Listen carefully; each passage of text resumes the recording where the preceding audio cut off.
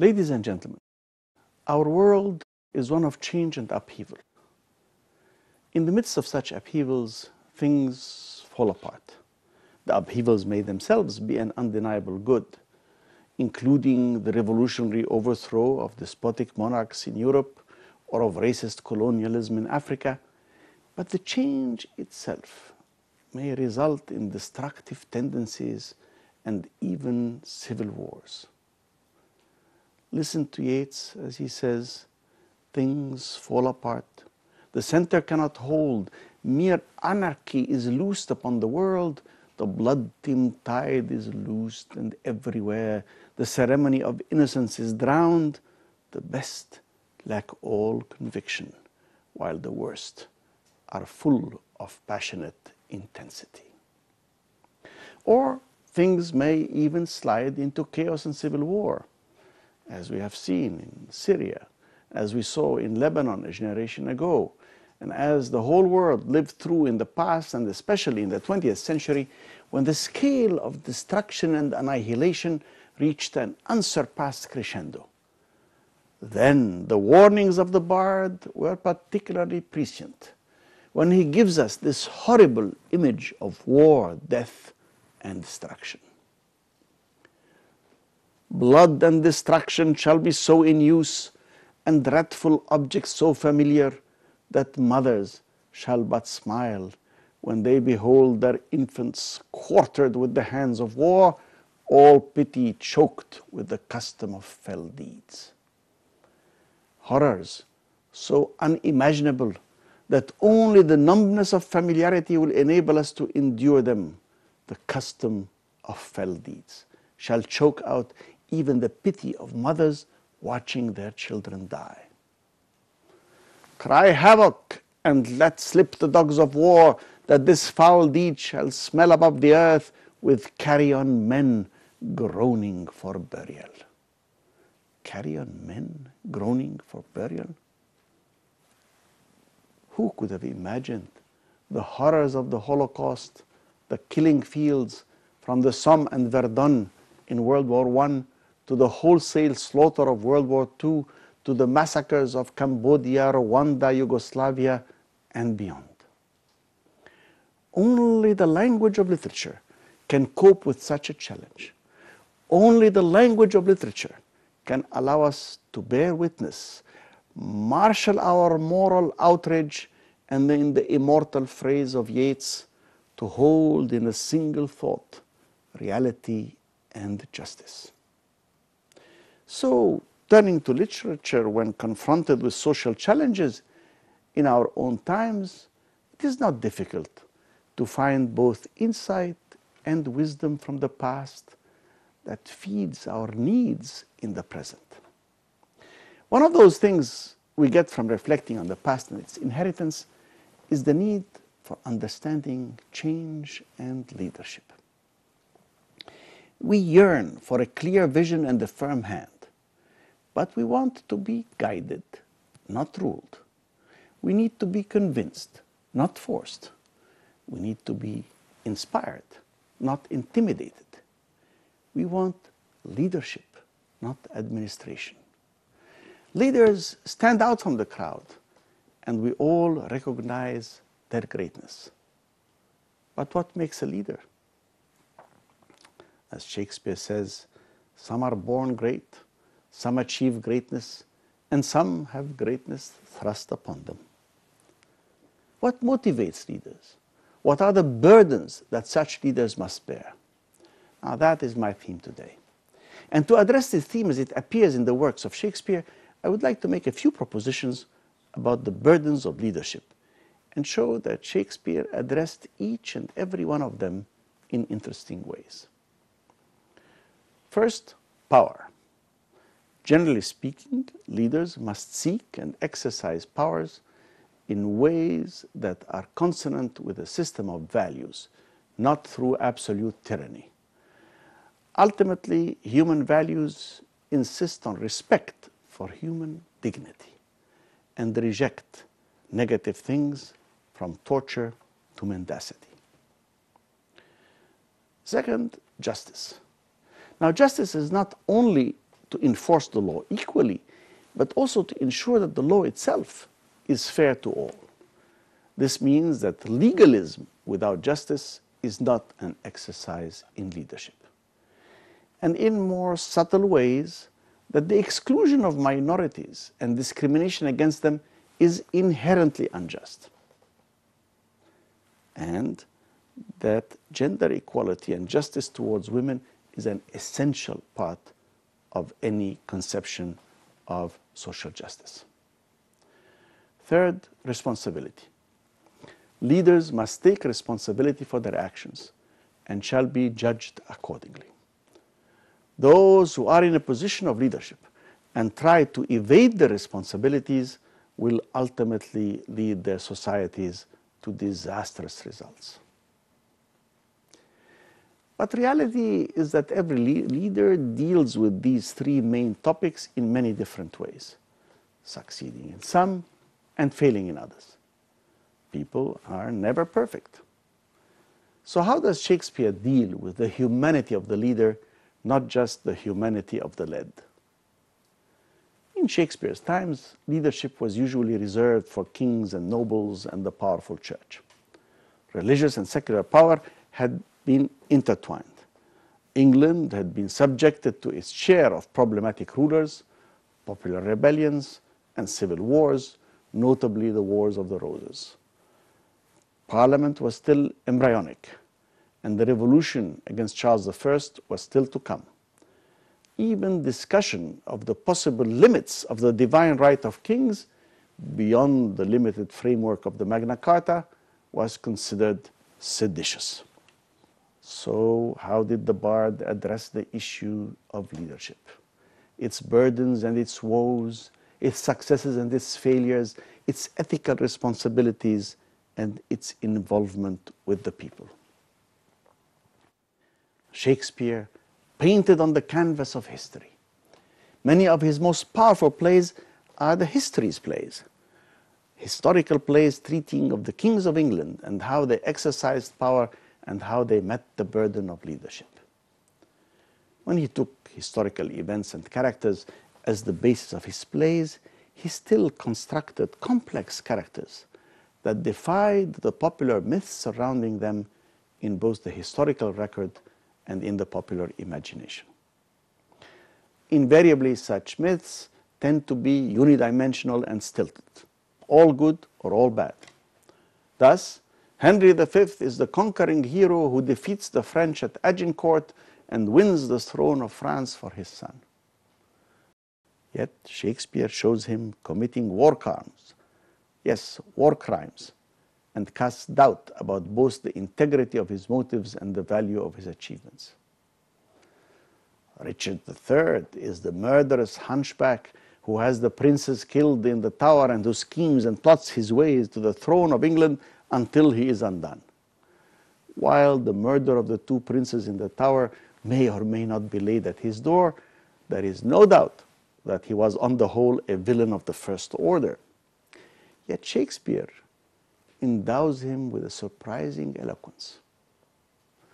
Richard II is a difficult character who is generally seen as a failure, yet Shakespeare endows him with the soul of a poet. It is this multi-layered reality of Shakespeare's work that intrigues us to this day. It is the ambiguity, so human, that the supreme craftsman injects into his plays and his characters that have helped his work transcend space and time. So let us now look at those three aspects of leadership one at a time, starting with the issue of power and ethical values. Power corrupts and absolute power corrupts absolutely. So said Lord Acton. How true. To look at the path to power, we find many who are corrupted just by their lust for it.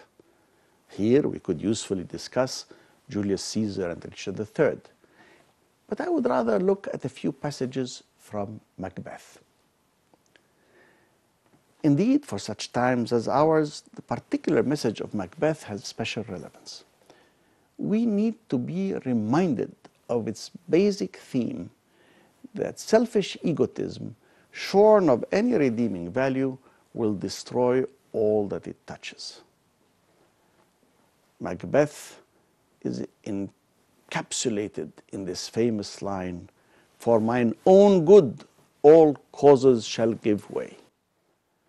This is but a more elegant formulation of the commonly heard views in today's society. Me first. What's in it for me? Look out for number one. Or every man for himself. Or the Egyptian colloquialism, that which you win with, play with. It is the same loss of spiritual content and moral compass that was powerfully captured by the culture of greed in the 1980s and again at the time of the great crash of 2007-2008. Such a credo, Shakespeare shows us, results in nothingness and leaves one empty, shallow, and wandering. Listen to the powerful speech he gives Macbeth at the end of the play. Tomorrow and tomorrow and tomorrow creeps at this petty pace from day to day to the last syllable of recorded time, and all our yesterdays have lighted fools the way to dusty death. Out, out, brief candle! Life is but a walking shadow, a poor player who frets and struts his hour upon the stage, and then is heard no more. 'Tis a tale told by an idiot, full of sound and fury, signifying nothing. But even in Macbeth, Shakespeare never gives us just cartoon characters. And this play too has its multiplicity of layers and subplots, but that is a discussion for another day. Let us go back that in the pursuit of power, ethics is central. Not all avenues are acceptable to reach power. And to maintain himself or herself in power, a leader is not justified in employing any means possible. Frequently, ideological claims for the unity of the nation, or the unity of the country, or the unity of the religious community, requiring the sacrifice of the individual for the benefit of the nation, which of course the leader says that he embodies and defines. No, ethical values must guide the actions of the leader. The ends do not justify the means. It's interesting to read Franz Kafka's The Trial for the terrible atmosphere that prevailed in totalitarian regimes in Eastern Europe. And Arthur Koestler's powerful indictment of the Moscow trials of the 1930s, called Darkness at Noon, remains pertinent to this day, and also shows that totalitarian ideology is the same, whether it is applied by atheistic communists or by religious zealots, as he quotes in his epigraph, where you could substitute state or nation or party for the word church. In the opening sentence of that epigraph, when the existence of the church is threatened, she is released from the commandments of morality. With unity as the end, the use of every means is sanctified, even cunning, treachery, violence, simony, prison, death. For all order is for the sake of the community, and the individual must be sacrificed to the common good. Thus spoke the Bishop of Verdun in 1411 AD. Doesn't matter who said it. All totalitarian regimes have subverted some values such as patriotism, sense of wanting to defend the community to justify excesses such as torture. Now Shakespeare attacks that problem head-on in one of the most powerful scenes ever written, especially when you consider the social context of his time. I mean the torture scene in King Lear. In a magisterial exposition of that scene, Greenblatt shows how sadistic rulers, using collaboration with the enemy as an excuse, want to torture a political enemy, and how the act is shown stripped of its legalistic coverings, and so injurious is it to everyone's sense of decency is it that a servant attacks a duke and the political rationale is set aside by our obvious sense of a common humanity. So let's review the scene in some detail, guided by Stephen Greenblatt. In a remarkable and profound discussion of the torture scene of King Lear, Greenblatt shows how completely and effectively Shakespeare denounces the practice of torture, and how completely and effectively he destroys any instrumental argument in his favor. Although the religious war of Catholicism and Protestantism were rampant in the Europe of his time, his powerful dramatic scenes serve to reject torture and to challenge the authority of those who would use it. Now, the relevance of this is obvious, whether we are discussing the Lord's Army in Uganda, waterboarding in USA prisons, or the more immediate and cruel forms of torture elsewhere in the world.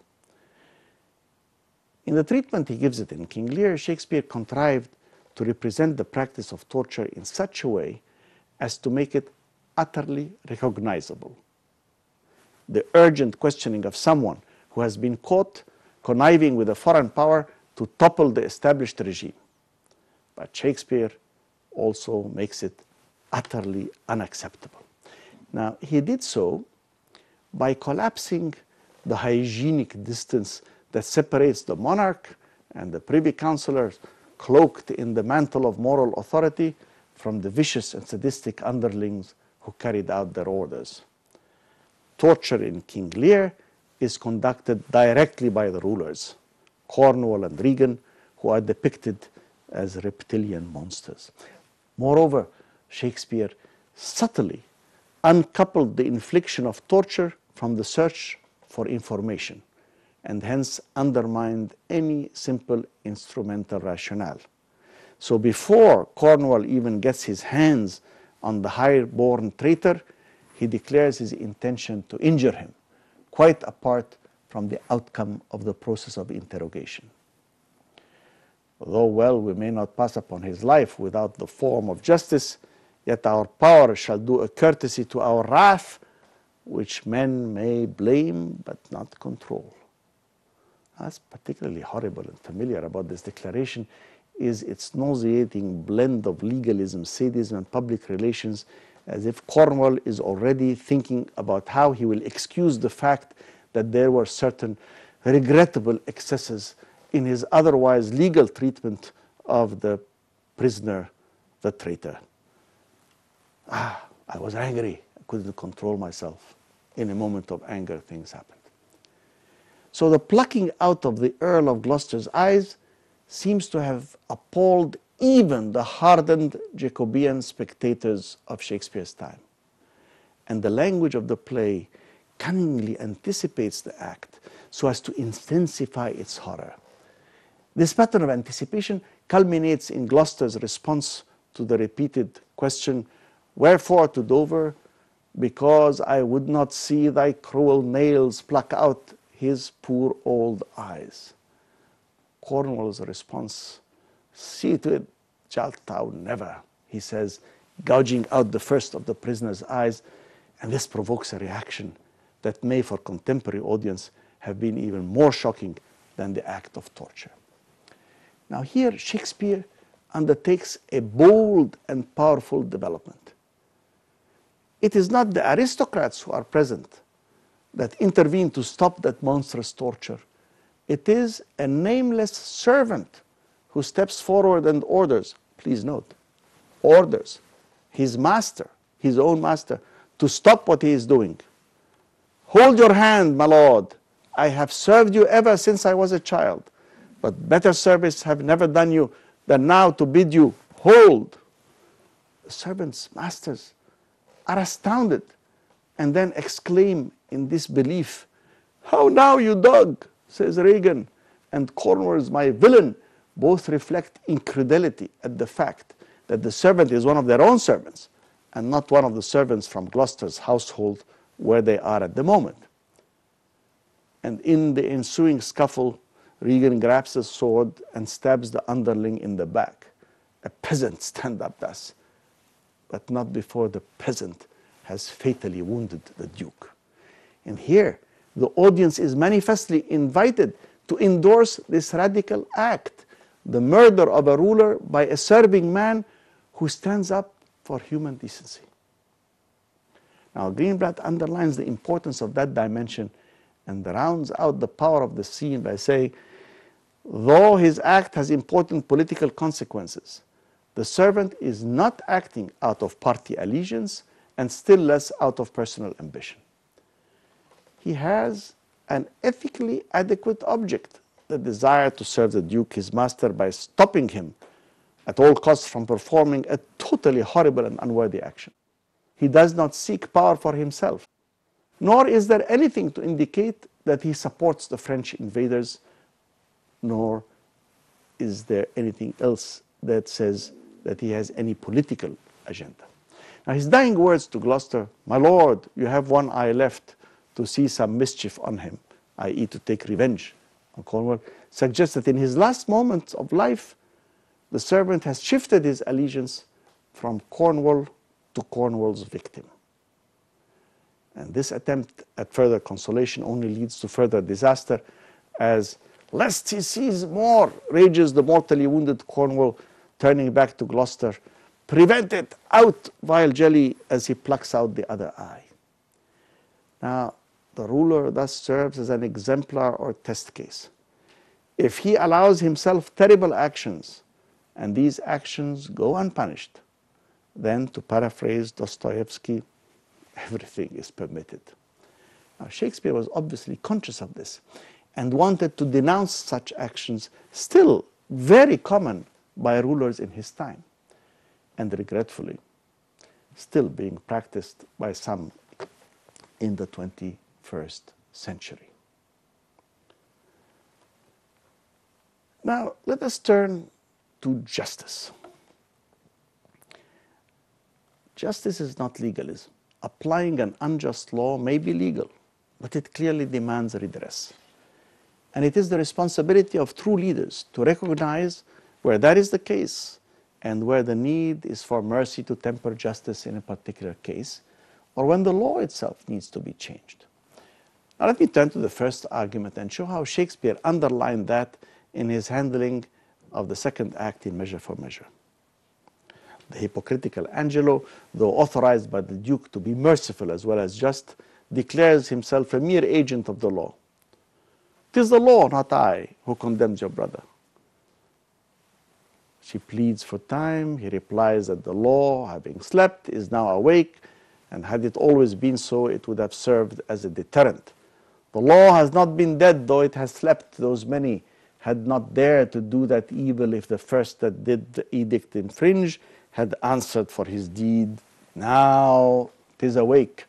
Take note of what is done, and like a prophet looks in a glass that shows what future evils, either now or by remissness, new conceived, and so in progress to be hatched and born, and now to have no successive degrees, but here they live to end. Now here, the function of judicial punishment is not so much deter as to abort future crime. The tone is steady and assured. Now, Isabella attacks the abuse of authority without denying its rights. "Oh, it is excellent to have a giant's strength, but it is tyrannous to use it like a giant." And as we know from that play and others, if justice is not tempered by mercy, it is not just. It is mere legalism. And here, of course, I said justice and mercy. Here, of course, the most powerful of all speeches is delivered by another of Shakespeare's amazing women characters. It is Portia in The Merchant of Venice who says, "The quality of mercy is not strained. It droppeth as a gentle rain from heaven upon the place beneath." It is twice blessed. Blessed him that gives and him that takes. It is the mightiest in the mightiest. It becomes the throned monarch better than his crown. His scepter shows the force of temporal power, the attribute to awe and majesty, wherein does sit the dread and fear of kings. But mercy is above this sceptred sway. It is enthroned in the hearts of kings. It is an attribute of God himself. And earthly power does then show, like as God's, when mercy seasons justice. What more can anyone say? Well, we can say that today most of us would accept that discrimination against religious or ethnic and other minorities is not only wrong, it has to be completely unacceptable. Even if not legally sanctioned, discrimination is frequently socially enforced and practiced in subtle ways, but it is still wrong. And if you are a leader, you must strive to create a sense of inclusion in the community you govern. You should not allow discrimination to create excluded minorities. Being an outsider in a society of insiders will tend to undermine the social order and create tensions far beyond the usual differences of opinion and of interests that shall always create struggles within a society. Racism is different. It is irreconcilable. It leads to hatred that is irrational and is not based on any differences that can be mediated. It is inherently unjust. And Shakespeare was aware of the problem, and he gives us many powerful examples of that. And I'll draw upon some of the most famous plays and show how the conventional criticism has tended to avoid confronting the power of that message. Back to The Merchant of Venice, the most famous of the cases is Shylock and anti-Semitism. The conventional perspective of the run of the play is that of a stereotypical caricature of the evil Jew trying to do harm to the Christians. But suddenly, a counter voice erupts in the play in one of the most powerful statements ever written in English, as Shylock says, "Hath not a Jew eyes? Hath not a Jew hands, organs, dimensions, senses, affections, passions? Fed with the same food, hurt with the same weapons, subject to the same diseases, healed by the same means, warmed and cooled by the same winter and summer as a Christian is? If you prick us, do we not bleed? If you tickle us, do we not laugh? If you poison us, do we not die? If you wrong us, shall we not revenge? If we are like you in the rest, we will resemble you in that. If a Jew wrong a Christian, what is his humility? Revenge. If a Christian wrong a Jew, what should his sufferance be by Christian example? Why, revenge. The villainy you teach me, I will execute, and it shall go hard, but I will better the instruction." Now, this speech that erupts into the play the full protesting voice of an irresistible egalitarian vision. We are all humans. The basis in shared faculties and needs of our common physical nature implicitly indicts all forms of inhuman discrimination. The speech provokes a radical shift of emotional allegiance, from which our perception of the comedy, Christian protagonists, will never recover. And here I also agree with Ryan that the key line is, "The villainy you teach me, I will execute." This is the definition of the rationale for Shylock's revenge. It is also the basis of so much of the endless actions by one community against another, and the revenge and the cycle of action and reaction and violence continues, sometimes leading to full-scale civil war. Now look around you in the world today and replace the word Jew and the word Christian with any oppressed and oppressor names, and the timelessness of this plea comes through unimpaired. You can find many other passages in The Merchant of Venice that would repay this effort of trying to imagine the same text applied to another minority being discriminated against today.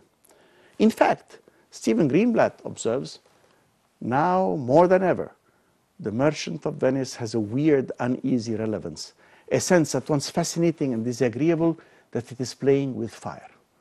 All my life, I thought of the combustible material as anti-Semitism, or, to put it more carefully, Christianity's Jewish problem. Go, Tubal, and meet at our synagogue. Go, Tubal, at our synagogue, Tubal. But the queasiness of Western cities, says Greenblatt, no longer centers on the synagogue. It takes, as I hope I have shown, only a small adjustment to tap into current fears. Go, Tubal, and meet me at our mosque. Go, Tubal, at our mosque, Tubal. Greenblatt shows the relevance of this feeling of being an excluded minority in a society that refuses to accept you, whether you were Jewish in the Middle Ages or you are a Muslim today. The Merchant of Venice ends with the idea of a potentially happy ending if the Jews convert and disappear into society, assimilated into the Christian society. But is such an outcome possible? Is full assimilation ever an acceptable solution? Or is it better to think in terms of accepting pluralism? Now, Shakespeare was not blind to the real depth of the hatred that racism and bigotry can engender. And he treats both with stunning power in another famous play, Othello. Yes, Othello. Of all of Shakespeare's villains, Iago appears as the one who has no redeeming feature, whose hatred is absolute, and whose treachery and devious manipulation of Othello's weakness knows no bounds. And that is because he represents the absolute hatred that racist bigotry engenders. But Shakespeare doesn't give us cardboard characters. Othello, though noble, is flawed.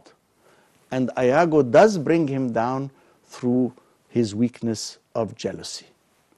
But racism is at the heart of Iago's hatred, and it is the reason why the love of Othello and Desdemona is problematic. Othello is black and an outsider, that even though he is assimilated as the Moor of Venice and has saved the Venetian Republic by his military feats, is still not accepted in Venetian society. Even that aspect of the racism expressed in Iago's hatred is only one facet of the racist theme, a much more subtle one, and in my view, a much more important one, is the problem of the alienation of Othello himself from both himself and society. It is the lot of all migrants that have tried to integrate into a society that would not, in its heart of hearts, assimilate them or accept them as equals, no matter what their achievements have been. By their actions to integrate that alien society, they become collusive accomplices in their own self-denial, and they know it, even if they cannot easily accept it. Now, this is not a fanciful reading of contemporary problems into a centuries-old text, not at all. In a supreme dramatic achievement, grossly underrepresented in the critical literature, Shakespeare brings out the deeper cultural alienation at issue in the final suicide scene of Othello. Here is the main character of the play, about to commit suicide, turning to those around him, beseeching them to note his words carefully, and asking those responsible to report truthfully what has happened and why. Now, surely no speech could have been given a greater build-up by an author. And what does Othello say after all of these preparations? He concludes with these 6 lines.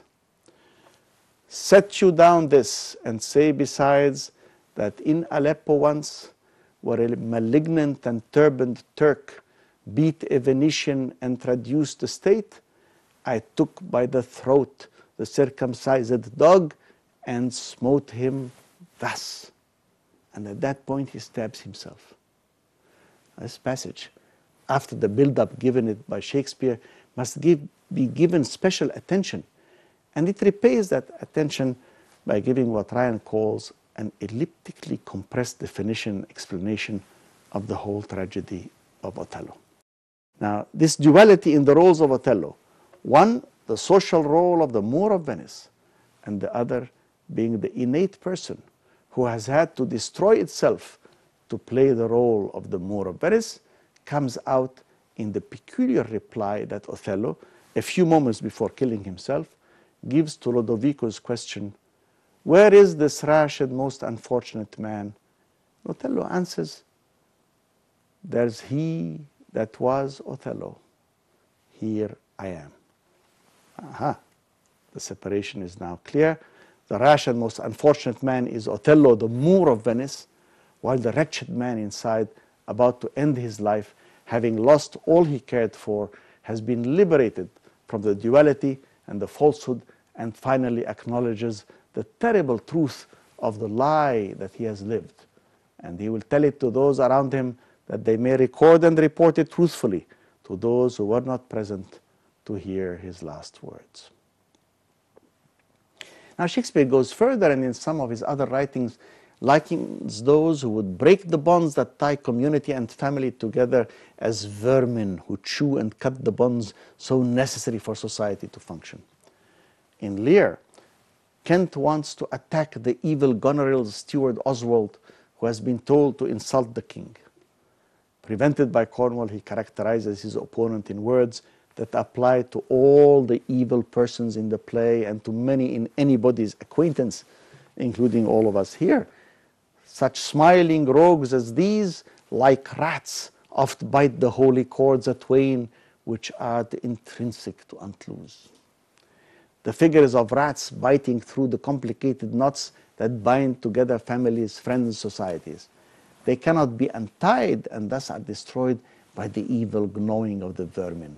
And it is the duty of leaders to hold societies together and therefore to recognize the vermin even though they smile at them and hypocritically give them praises. But what about women? Justice cannot be justice without gender equality. I believe that contrary to the view of Shakespeare as a patriarchal misogynist, Shakespeare shows great sensitivity to the issue of gender equality, especially given the context of his times. And he introduces it in the great plays where he treats exclusion of minorities. Now in Othello, true, the major theme is racism, but of course the complexity of Shakespeare's writing is that there are always sub-themes that come through and echo other aspects and other dimensions. The theme is given voice by Emilia's long speech to Desdemona in the final scene of Act 4, dealing with the consequences of gender inequality and the injustice built into the marriage of their time. And she says, "But I do think it is their husbands' faults if wives do fall. Say that they slack their duties and pour our treasures into foreign laps, or else break out in peevish jealousies, throwing restraint upon us, or say they strike us, or scant our former having in despite. Why, we have goals, and though we have some grace, yet have we some revenge. Let husbands know their wives have senses like them. They see and smell and have their palates both for sweet and sour, as husbands have. And what is it they do when they change us for others? Is it sport? I think it is. And doth affection breed it? I think it doth. Isn't frailty and thus errs? It is so too. Have we not affections, desires for sport and frailty as men have? Then let them use us well. Else let them know the ills we do, their ill instructs us so." What an amazing echo, especially in that last line, of the voice of the victim in Shylock's famous speech in The Merchant, especially his last line. And if we return to The Merchant, of course, the hero is Portia, who disguises herself as Balthazar to deliver her famous court scene and the famous speech on mercy. And yet this same Portia, with all these innate abilities, is socially oppressed. She is deprived of any meaningful choice in running her own life. Oh me, the word choose. I may neither choose who I would, nor refuse who I dislike. So is the will of the living daughter curbed by the will of a dead father. And this same lady, who is so admirable in every way, is seen by Bassanio as a source of income and the means of clearing his debts. A lady richly left, he says, to get clear of all the debts I owe, he says. And we are given 3 additional twists that leave no doubt as to Shakespeare's intention on the gender issue. The episode of the caskets, the rings, and the finale. Now let's reflect briefly about the significance of each of them. In the sequence of the caskets, it's essential to underline the difference between appearance and reality. It does so with some of the most famous passages in the English language. All that glistens is not gold, golden tombs do worms unfold. A theme that obviously runs through the play at several levels: the apparent civilized character of the Venetian laws, the apparent superiority of the male, all of that is just apparent. And so may the outward shows be least themselves. But the sequence of the caskets also goes further. Portia clearly is allegorically imprisoned by the structure of the patriarchal social order, just as her image is imprisoned in the casket. Hear her anguish in the line, "I'm locked in one of them." Now the finale recasts the triangle of the 3 persons, with Antonio again vouching for his friend, with Portia in the position of Shylock. Now such perfect symmetry is not an accident, not in the hands of so accomplished a playwright as Shakespeare. This witty, liberated Portia, whom we see when she is disguised as the lawyer Balthazar, or when she is alone with her maid, is not allowed to exist in their society. Instead, she must be the obedient daughter and the submissive wife.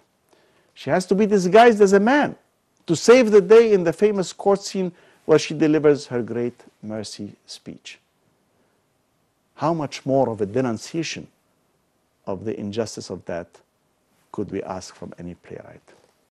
The third dimension we discussed is the sense of responsibility. Those in power, leaders, cannot avoid the responsibilities. Shakespeare studied those who strive to conquer power and the price they pay and that their societies pay for how they rise to power, such as Julius Caesar, Richard III, Henry IV, Macbeth, and once in power, how they wielded power, as in Henry V. But Shakespeare also showed a great deal of interest in those who attempt to pull back from power, to avoid the responsibilities. Those who assume power in a society have a responsibility to that society. They can neither ignore the problems and realities of their society, nor can they just walk away to enjoy the fruits of the good life without attending to the needs of their flock. In every case, he shows that leadership, once assumed, comes with responsibilities that cannot be simply abandoned without catastrophic consequences. Indeed, Shakespeare's fascination with those who decide to abandon power gives us an enormous range of character studies. The spoiled dreamer, Richard II, who seems to embrace his fall from the throne. Mark Antony, who prefers the love of Cleopatra to ruling the Roman Empire. Coriolanus, who cannot abide the ordinary rituals of political life. And Lear, who hopes by his own words to shake all cares and business from our age, conferring them on younger strengths while we unburdened crawl towards death. Now, Greenblatt observes that what all of these very different characters have in common, and we could add Duke Vincenzo in Measure for Measure and Prospero in The Tempest to that group, would be that they tried to abandon their responsibilities. What can we say after all this to conclude on what Shakespeare has to say about the burdens of leadership? Let me conclude with a few reflections on the meaning of leadership and how the burdens of leadership require not only certain skills, but also certain values and ethical standards. Success in the pursuit of one's own program does not make a great leader. Leadership is more than management. Peter Drucker famously said, "Management is doing things right. Leadership is doing the right things. Great leaders usually possess dazzling social intelligence, a zest for change, and above all, a vision that allows them to set their sights on the things that truly merit attention. Not a bad skill set for the rest of us either, but even the best leaders are flawed men. Witness Othello or Henry V. And this is why we want to create systems that not only allow brilliant men and women to shine, but also that can check their weaknesses and their all too human impulses. Artists have a major role to play in holding up mirrors to society and see ourselves as we really are, and to open windows for us to see the world as it could be, if only we strive to make it so. Now, this combination of mirrors and windows is essential in every society where the notions of identity and vision have a place. That is why the work of artists must be protected, and free speech is perhaps the most precious of all the freedoms we demand as our constitutional rights. And what duties, if any, do artists have towards society in exchange for that right? What is the role of the artists such as Shakespeare in contributing to society? I think that an artist has the right to autonomy, but he or she should follow their art wherever it leads them. Shakespeare certainly did so. Bertolt Brecht, a very engaged artist, considered that those who would write the truth face difficulties. And he says, nowadays, anyone who wishes to combat lies and ignorance and to write the truth must overcome at least 5 difficulties. To have the courage to write the truth when truth is everywhere opposed. The keenness to recognize truth although it is everywhere concealed. The skill to manipulate truth as a weapon. The judgment to select those in whose hands the truth will be effective, and the cunning to spread the truth among such persons. Shakespeare certainly met those 5 conditions. Those who believe that they are responsible to mobilize and use their art for some higher political or moral purpose, rather than remain faithful to their art, sometimes err in defending their political convictions. And how many young idealists among the artists of the 20th century found themselves seduced by communism and ultimately excusing the horrors of Stalin.